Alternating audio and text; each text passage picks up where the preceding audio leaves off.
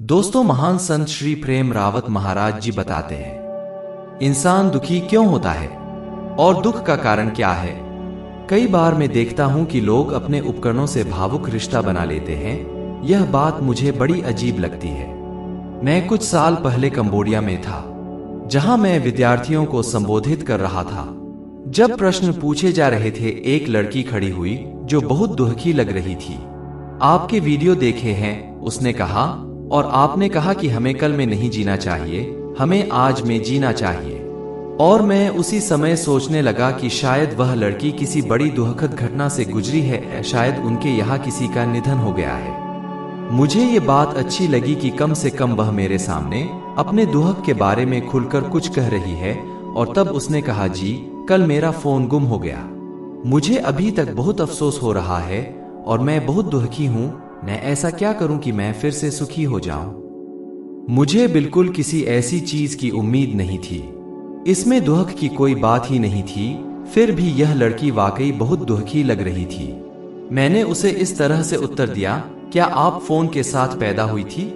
लड़की बोली, नहीं। तो फिर आप अपनी जिंदगी के पलों को एक फोन से नहीं माप सकती। क्या जिंदगी जीने के लिए आपको सेल फोन चाहिए? क्या आपको पता है कि फोन आने के कितने कितने सालों पहले से कई सभ्यताएं मौजूद रही हैं? हजारों साल तक लोगों के पास टेलीफोन नहीं थे। तो क्या वे सभी लोग दुखी थे? सभी चीजें आएंगी और जाएंगी। आपका आनंद इन चीजों से जुड़ा नहीं हो सकता। क्या आपको चिंता होनी चाहिए? जरूर। क्या आपको दुखी होना चाहिए? नहीं। दोस्तों, जब हवा सचमुच बहुत जोर से चलती है तो वे पेड़ जो झुकना नहीं जानते वे टूट जाते हैं, परंतु जो यह जानते हैं कि हवा के साथ कैसे झूमना है, वे बचे रहते हैं। यह बस एक तूफान है, यह भी गुजर जाएगा। लेकिन आपको इन सब से ऊपर उठना है, तभी आप बिल्कुल ठीक रहेंगे। जब मैं ये देखता हूं कि तकनीकी विकास चारों तरफ तमाम सकारात्मक तरीकों से दुनिया को बदल रहा है, तो मुझे बहुत खुशी होती है। लेकिन जब बात आती है हमारे अंदर की दुनिया की, तब मेरी भावनाएं थोड़ी उलझ जाती हैं। तकनीक, खासकर संचार के क्षेत्र में, हमारे जीवन में शोर को कई गुना बढ़ा देती है, जिससे हमारा ध्यान और भटकने लगता है। लोग बताते हैं कि उन्हें रोजाना इतने ईमेल, टेक्स्ट, नोटिफिकेशन, पोस्ट आदि मिलते हैं कि वे परेशान हो जाते हैं। साथ ही हम उन संदेशों के बारे में भी चिंतित रहते हैं जो अभी तक हमें मिले ही नहीं हैं, और उन लोगों के लिए भी जिन्हें हम जानते तक नहीं हैं। मनुष्य बदलती हुई परिस्थितियों में स्वयं को बहुत जल्दी ढाल लेता है, पर कुछ लोग ऐसे भी हैं जो अपना रास्ता ढूंढने के बजाय सिर्फ नए नए आविष्कार की धारा में ही बहे चले जा रहे हैं। तकनीक इसलिए है कि हम एक दूसरे के संपर्क में रहे, पर आज हम खुद अपने आप से ही अपना संपर्क खो रहे हैं। कभी कभी ऐसा लगता है जैसे हमारे साधन ही हमारे ऊपर हावी हो रहे हैं। यह ठीक वैसा ही है जैसे हमने एक जगह से दूसरी जगह ले जाने के लिए एक घोड़ा खरीदा है, लेकिन हम खुद ही घोड़े की लाद कर ले जा रहे हैं। जब हम तकनीक को अपनाते हैं तो हमें खुद से पूछना चाहिए, क्या मैं इस क्षण में आजाद महसूस कर रहा हूं, या तकनीक के साथ लगातार संपर्क में रहने के लिए मैंने खुद का एक हिस्सा खो दिया है? हमें बताया जाता है कि यह हमेशा चलते रहने वाली दुनिया है। क्या इससे लाभ हो सकता है? पर यदि हम पॉज बटन दबाए रखें तो क्या हमारे लिए यह ज्यादा फायदेमंद नहीं हो सकता है? एक चुनौती यह है कि सोशल मीडिया के नए रूप जानकारी से भरे हुए हैं। यह रोमांचक और फायदेमंद हो सकता है, लेकिन जो नया है उसको समझने के बजाय हम हमेशा इस उधेड़बुन में पड़ जाते हैं कि अब इसके आगे क्या है। तब हम किसी महत्वपूर्ण चीज को खोने के बारे में चिंतित हो जाते हैं। इस भावना का एक संक्षिप्त नाम है फियर ऑफ मिसिंग आउट, किसी चीज को खो देने का डर। जब हम देख रहे हैं कि तकनीक की एक नई लहर हमारी जिंदगी में जा रही है, ऐसे आविष्कार जो हमारे लिए बहुत बड़ी बड़ी चीजें कर सकते हैं, लेकिन हमें उनके परिणामों के बारे में भी बड़े ध्यान से सोचने की जरूरत है। ये सभी बड़ी आकर्षक संभावनाएं हैं, किंतु हमें यह भी सुनिश्चित करना चाहिए कि टेक्नोलॉजी हमारे जीवन को बेहतर करने में मदद कर सके। मुझे बर्वशास्त्री जॉन केनेज गैल्ब्रेथ के द्वारा की गई टिप्पणी याद आ रही है।